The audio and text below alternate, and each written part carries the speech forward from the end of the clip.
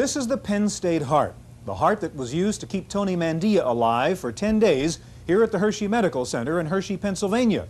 But this is nothing compared to this new heart. It has a microprocessor in it that controls all the functions of the heart. It will be ready for implantation in about 5 years. It's just one example of how computer technology is being used in medical research. Today, we take a look at computers and medicine on this edition of the Computer Chronicles.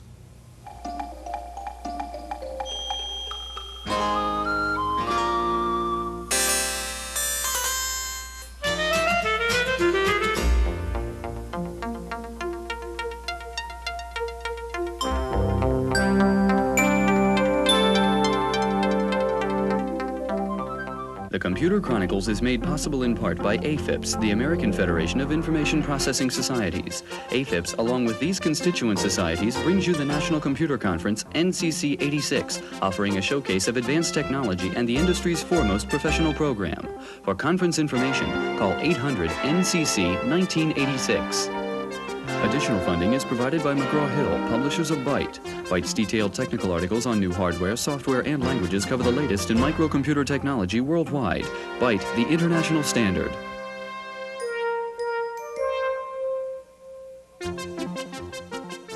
Welcome to the Computer Chronicles. I'm Stuart Chaffee, and this is Gary Kildall. Gary, what I have here is something called a laser card. It looks like just a credit card, but it's actually called a life card because what it has on here is 800 pages of medical information, including x-rays, EKGs, the complete medical and pharmaceutical history of the patient that carries this card. And you may think this is kind of something out of Star Trek, but it's not. It's being used right now by Blue Cross in the state of Maryland. I think it's one good example of how computer technology is being used in the medical field. And I would think, Gary, that computers could be used in a variety of ways in medicine. Well, medicine, like law, is very information intensive, and cards like the Drexler card help us manage that information. But computers in medicine, they're used from anywhere from measuring your body temperature to CAT scanners, and the list goes on and on. Now, the future, well, artificial intelligence, expert systems, maybe someday we'll have the doctor in the box, who knows? Well, we won't see that today, but we'll see several examples of how computers are being used in medicine now. We'll see some software that helps diagnose lung disease and eye problems. We'll see how computers are being used in hospital emergency rooms, and we'll see a computer program that helps to develop cancer treatment. Now, we're going to begin by taking a look at how computer graphics are being used to help design replacement parts for the human body. The most common tasks given to computers usually involve time-consuming or tedious jobs that humans don't otherwise like to do. But in the medical field, computers are more than time savers, and new applications can produce radical results. An image processing computer, developed by Contour Medical Systems, is capable of reconstructing the shape of damaged parts of the human body to permit nearly flawless repairs. Working from X-ray slices taken by a computerized tomography scanner, the CMAX can create three-dimensional images of bone structure or soft tissue. For many kinds of surgery, it's a dramatic departure in method. It really began when I was a junior resident at Stanford and saw the means by which facial reconstruction was undertaken. And we essentially would take a planar projection X-ray that would have multiple overlying shadows and try to make a diagnosis on that basis. And once we had done that, we'd go to the operating room, open the patient, and try to reconstruct what we thought was there. Often when we got to the operating room, we found that the diagnosis was different from what we had thought it was. And then we would be faced with going down to the hip or the ribs and taking a piece of bone, bringing it up and carving it.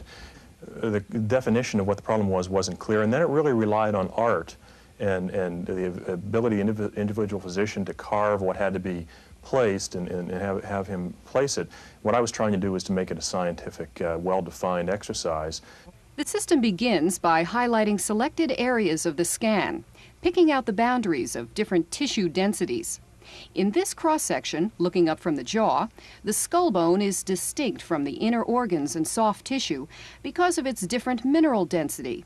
Each slice can be examined this way to assess the kind of surgery required.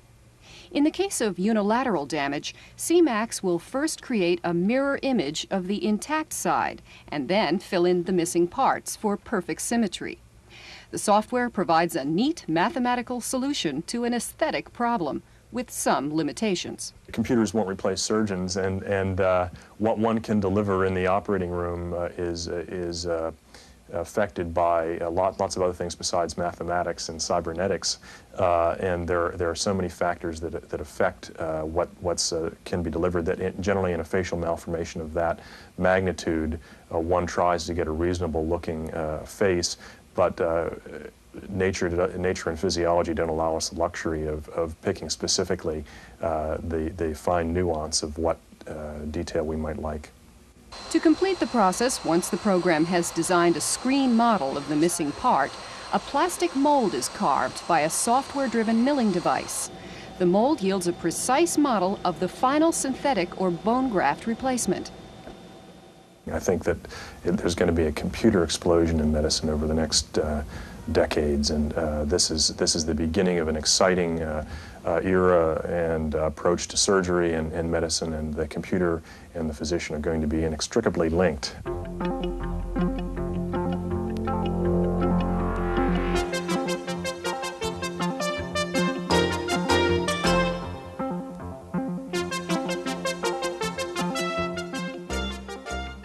Joining us now in the studio is Dr. Ben Honigman. Dr. Honigman is the Director of Emergency Medicine at the University of Colorado's Medical Center.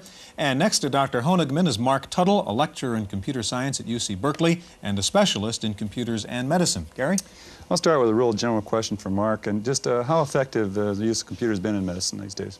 In some areas, they've been extremely effective, and in others, not effective at all. Mm-hmm. And if we take a patient coming into an emergency room or a doctor's office, at the moment they walk through the door with some complaint, almost anything in the world could be relevant to that patient's problem. At this point, computers have not been terribly useful because we can't program a computer to measure relevance. On the other hand, as the problem that that patient has becomes more narrowly defined, we eliminate the 99.9% of the things which are not relevant. We get into much more specialized knowledge where the explosion in medicine of this specialized knowledge has put great burdens on physicians. They can't remember all this stuff. Mm-hmm. And at that point, having made a decision that the patient's problem is in this area, computers have been successfully applied in a number of different contexts. So it's the initial diagnosis where it's very difficult to put all the facts and materials together. Yes, because of that relevance problem. Mm-hmm. Okay, now Ben has a product, representing the use of a product here called Poisodex, which is very unique in the sense that it has a lot of information stored in a little compact disc. And so this, I guess, is a specialized area, isn't it? Well, it's more than just a toxicology product. It is a product that is contains information about a number of different relevant areas, drug information, clinical information, and as Mark has pointed out, there is an explosion of information out there, and what this attempts to do, what this computer program attempts to do, is to try to get as much accessible current information as there is in the medical literature. Now, one place this might be used is in the is in an emergency room? Yes, and in any sort of critical care area, be it an emergency room or an intensive care unit. And we can actually go through an example of how this can be utilized. For example, if we have a toxicologic problem, since you happen to mention that, someone comes in with a poisoning, and we happen to find an empty bottle of aspirin next to a child that has taken this poisoning. This creates all sorts of havoc, obviously, in the parents and in the medical care workers as well. If we go to the computer and we type in aspirin, it will lead us to an index that will go through manufacturers of aspirin. Then from the manufacturers we can find out exactly what is contained inside each of these tablets and go to a management of those tablets just by following the simple instructions that it's... I think it's probably worthwhile again mentioning it, that you have lots and lots of information that's just stored local here. This is not an online system. No, this is not via phone lines, and it's that's an important point, that all of this information is stored on one of these CD-ROM disks, and there's over 250 megabytes of that information. If we wanted to find out the treatment of this particular ingestion... Now, why wouldn't every doctor know the treatment for aspirin toxicity? Well, there are some idiosyncrasies about the treatment in terms of severity. If it's a mild aspirin toxicity, then obviously the kinds of therapeutics that would be needed would be a lot different than if it was a severe toxicity. And if we can go to another portion of the computer, a more dynamic portion, we can find that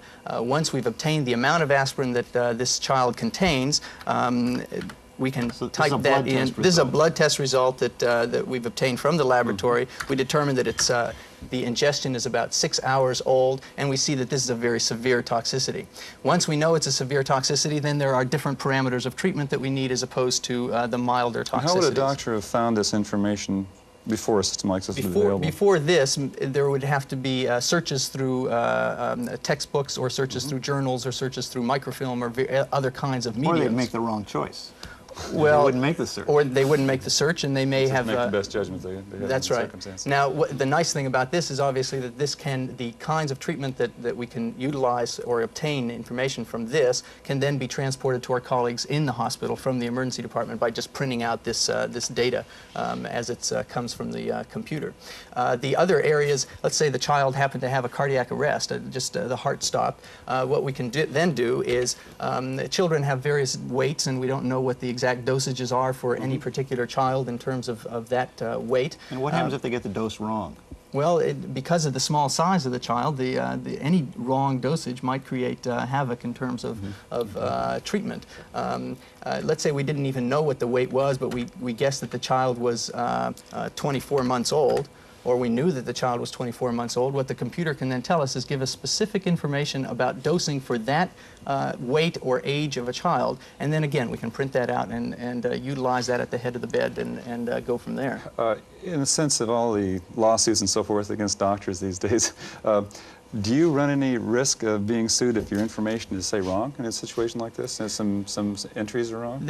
It's an interesting question, and it's a gray area as far as the courts are concerned. No one really has an answer for that yet, and in the same way that textbooks are deemed to be an appropriate source of information, I think computers now are also deemed to be an appropriate source of information. Now, Mark, this is all very impressive what Dr. Honigman has showed us, but Very in fact, doctors seem to have been slower in getting to use computers than lawyers or other businesses. Why is that?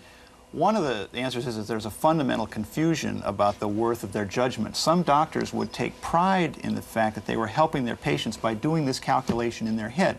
Whereas no mathematician or engineer would ever design a bridge and say, I'm giving my client more of their money's worth because I designed the bridge in my head, rather than using the formulas which everyone agrees to apply. Now, some of the biochemistry here is very well understood, and there's no reason why that part shouldn't be handed over to the computer. So you mean to suggest a doctor might think he's not as good because he has to go to a computer to get the answer. Is that true? Some of that is very relevant. Another important area, I think, is that computers up until very recently have not been very friendly in terms of being able to access it. It gives you numerous instructions, numerous codes. You have to look in manuals. You have to dial up a phone. You have to do all sorts of things. And it makes it more difficult for a physician to actually obtain the information. It's easier to go to a book and then open it up and find that information as opposed to going to the computer. In simple terms, a dock is bigger than a PC. Gentlemen, thank you very much. Now, in just a minute, we're going to take a look at a computer program that diagnoses eye disease. First of all, we're going to look at Puff, not a magic dragon, but a seemingly magic artificial intelligence program that analyzes lung disease. Wendy Woods reports. They call it Puff. It works in the Pulmonary Function Lab at Presbyterian Hospital in San Francisco. It's a true expert AI system that diagnoses lung ailments. Designed by Dr. Robert Fellett in cooperation with Stanford University, the system duplicates Dr. Fellett's own thought processes. It assimilates data from patient tests and translates it to a diagnosis that Dr. Fellett would make himself, using common English sentences. It doesn't list phrases, it actually puts everything out in the English language, and it speaks the same way that Dr. Fellett speaks, and even actually uses his punctuation. Puff runs on a Tektronix terminal connected to a hard disk. Its central memory bank is due for the first major revision in its 4-year operation. If the new version proves successful, Puff will take the name MicroPuff and work on PCs, and it will be commercially available from Medical Graphics of St. Paul. The software's biggest selling point will be its time savings. The time saving is actually really phenomenal. The amount, the volume of patients that we do, we literally have increased our patient load 100% in the last 2 years. But we've been able to keep up with it, and we haven't had to increase our staff by 100%. We've only had to hire one part-time worker. Medical costs are rising 3 to 4 times the national inflation rate. But here at Pacific Presbyterian Hospital's Pulmonary Function Lab, they haven't, mainly because of PUF. When you don't have to hire people, you save money. So instead, they hired a computer. For the Computer Chronicles, I'm Wendy Woods.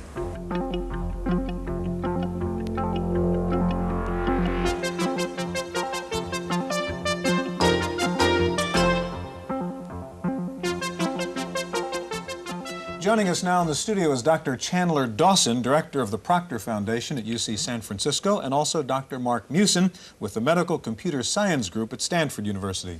Mark, I remember when I was going to school, and 10 years ago studying computer science, there always seemed to be a project going on in artificial intelligence relating to medical diagnosis of some sort. Has there been any progress in the last 10 years? I think there's been enormous progress.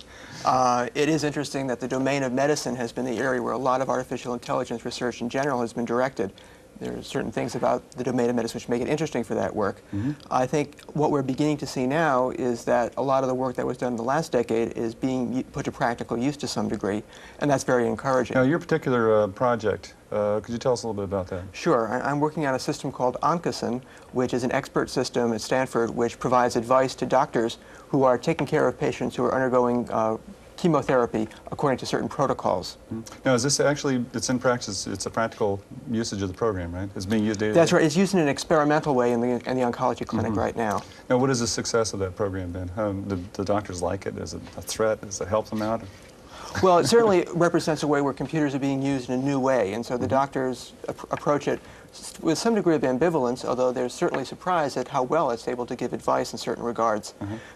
We find that generally if the physicians disagree with the advice of the computer, when expert faculty members have reviewed those cases, it turns out about half the time the expert faculty member would have agreed with the physician, and half the time would have agreed with Oncoson's recommendation. I see. Dr. Musin, give us a specific example. What kind of information would you feed into this program, and then what kind of information advice specifically would it give the doctor?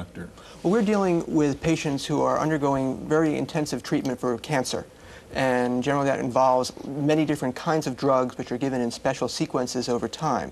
And what Oncoson determines based on how the patient is doing clinically, based on certain laboratory tests and so forth, whether it's appropriate to give treatment, and if so, exactly what treatment, what drugs, what their dosages should be, and if necessary, what new lab tests need to be ordered in order to adjust treatment the next time around. Now, Chan, you have I guess we could say is the other end of the spectrum here, a smaller PC-based version of a diagnosis program. Can you tell us a little bit about that? Well, this is a program to give advice on how to take care of eye problems, but it's aimed at healthcare delivery people in developing countries, the sort of barefoot doctors. Okay. These are people who've had very little training, they change frequently. And people who are in fact not doctors. They're not doctors at all by and large. Okay, so this is also expert system based, though. This is expert system based using the expert shell from Rutgers. Okay. And Now, how would you get your expertise into it? You're a doctor, and could we go through a kind of scenario where we would build the program? Why don't we have a case presented to us? Does anybody have anything wrong with their eyes? We talked earlier about the fact that my daughter has an eye infection that comes up, or appears to be a redness. How old's your daughter? She's 14. 14, so she's 12 to 18 years old. And her eye gets red from time to time? Red, yeah, just in the white part of the eye. Not painful at all. And No? she's had no injury to the eye, hasn't got any chemicals in the eye at all, so we'll say none for that one. And no foreign bodies in the eye. She hasn't got something stuck in the eye. Let's see, the white part of the eye is red, though. Okay. She's had no pus with it, though, so her vision is all right. That hasn't changed at all. Okay. Does light hurt her eyes? Does it water at all? No. Okay. So the surface. I feel like I'm in a doctor's office. That's right. It's clear. There's no discharge from the eye at all. So none of these. And there's no blood inside the eye, and she hasn't got a cataract showing. I don't think so. Yeah. Don't have any trachoma in the community, I trust, down there. And it's happened, but it does happen again and again. Yes, it recurs. Now, as the program is under development, I'm putting in my expertise at this point. Okay. And so it sounds to me like she has something called a pterygium. Let's see if I spell it right. Now, you're going to check and see if the program comes up with the same diagnosis at this point? Well, this program doesn't do a diagnosis. This is intended just to do treatment. Oh, I see. Okay, so you are doing the diagnosis. I'm doing the right now, diagnosis and you're now here. putting your answer into the computer. That's right. And so we're going to say a vasoconstrictor.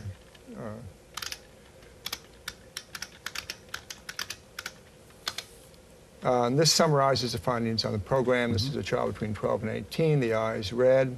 The white part is pink or red. And the problem does happen again and again. And then my diagnosis and recommended treatment there. And then here's what it advises to do, which is give a topical antibiotic. Now, this, while it may not be appropriate here, these healthcare delivery people have topical antibiotics. That's their one medication they have to use. So the theory is now, when this program is developed, somebody in some third world country will interview a patient which responds who responds in the same way Gary did, and the computer will then give them the advantage of your expertise in diagnosing. Now, this also, you mentioned earlier, it would be appropriate for a handheld. Well, we're aiming at putting into a system. handheld with EPROMs. If we could use that CD technology you just showed, that would be terrific, because we could show pictures along with it to illustrate the various problems. Would you see a use for this, not in third world countries, but say in this country, in some sort of home advice situation where I might have that on my computer at home when I see my daughter has a spot in her eye? Well, I think that would be very helpful, yeah, particularly sorting out the problems that are serious or not serious. Obviously, the general approach is primary health care for all health problems. Now, how close is this to being, let's say, a completed well, we're going sort of the device? beta testing, field testing this winter in North Africa. Now, this basic approach now is the same. This is a low-end, high-end system based on expert system, not just a set of rules that somebody typed in here, but is actually based upon a very well-tested and thought-out process of expert systems. Do you really feel like this is going to be very productive, both of you? I guess the question maybe for Mark. Are we really going to be seeing expert systems replace a lot of the, say, diagnosis process, say, in the next 10 years or so? That's a difficult question, because most of the work that's being done now is still very experimental. I think we're going to see expert systems in widespread use toward the narrow end of that spectrum that Mark Tuttle alluded to earlier in the program. As far as more complicated experiences, it's really hard to know. There are a lot of fundamental questions in artificial intelligence that also need to be solved before we can see a lot of practical expert systems in this field, I think. We have just about a half minute left. Dr. Dawson, is computer training getting into medical schools? I mean, are doctors learning about this? More and more they're learning at the medical school level, and particularly even at the postgraduate level now, we're using computers to access the National Library of Medicine database so we can look up particular subjects very quickly and really get a thorough review of that subject. Okay, we're out of time, gentlemen. Thank you very much. Well, some people think using computers to come up with medical advice is a very good idea. Some people don't think it's a very good idea at all. We've asked our commentator, George Morrow, about his opinion. Computers and medicine go so well together. Let's see if we can understand why. There are 3 points, I think. The first has to do with the acceptability of these devices to the doctor. They're a part of his life from the time he starts school well into his practice. Second, medicine by its very nature is filled with disappointments and failures, and any device that reduces this is a very powerful psychological feedback for the doctor. And thirdly, they're trained to be suspicious of data, whether it's from an experiment or whether it's from the symptoms of a patient. So when they apply this suspicion to computers, they make sure that the software is well wrung out, the bugs are gone. We have here a perfect formula for applying computers to any number of applications. That's the way I see it. I'm George Morrow.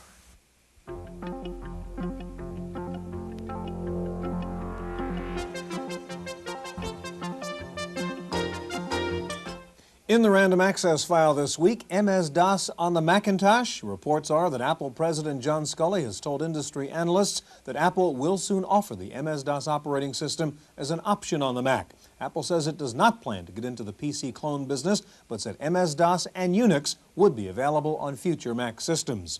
You've already heard the news, no doubt, that Burroughs wants to buy out Sperry. If the deal goes through, the new Burroughs-Sperry conglomerate would have combined annual computer sales of over $10 billion, making it second only to IBM. The stock of both companies has soared, suggesting investors like the idea.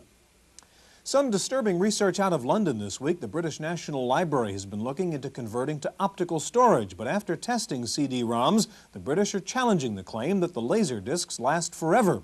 The research shows that after about 10 years, the lacquer coating on the discs can crack, leading to oxidation of the underlying aluminum surface. The researchers said the small cracks would not affect video or audio, but could be catastrophic to data. The study questions the safety of putting archival material on the laser discs. In our Washington Update file, the FCC has requested comments on a Motorola proposal for a wireless computer network. The Motorola proposal would interconnect computers and peripherals via low-power radio frequencies. The proposed system would allow users to move computers around an office and go from device to device without having to drag around or reconnect cables. The system would work within a range of 500 feet. On Capitol Hill, the House Judiciary Committee has approved and sent to the full House the new computer crime bill. A similar version of the bill is moving through the Senate. Passage is expected by the end of the year. Time for this week's software review, and here's Paul Schindler. It just so happens that I like apples, so I'd eat one every day even if they didn't keep the doctor away. Besides, doctors don't make many house calls anymore anyway. But for those occasions when an apple isn't enough to keep you well, you might appreciate the help of a computer program called Apple a Day. This program is a lot of things. It's a repository for medical records, a source of health provider information, and an online medical encyclopedia. As with all generalized medical advice, the program warns you not to follow its serious suggestions without first talking to a physician. That's good advice. The online medical guide covers everything from acne to venereal disease. One example of its advice is hangovers. It helps you decide if you're suffering from one, and then offers advice on how to avoid them. It suggests eating some cheese before drinking. Or, if you have a headache, it takes you through a series of questions to figure out why you have a headache. It also has a section for all your medical telephone numbers. What Apple a Day doesn't have is any color, making it pretty tedious to look at. Still, it's a great idea, and there aren't many packages like it on the market. This one comes from Avant-Garde Publishing in Novato, California. For the Computer Chronicles, I'm Paul Schindler. Two new interesting portables on the market. Toshiba has come out with the first AT-compatible laptop. It features a full-size gas plasma display, a built-in 10-meg hard drive, and a 3.5-inch floppy. And Data General has shown its second-generation laptop, the DG2, features an electroluminescent display, a 10-meg hard disk, and up to 640K of internal memory. When you get your new Sharper image catalog next month, you'll see on the cover the world's first low-cost picture phone.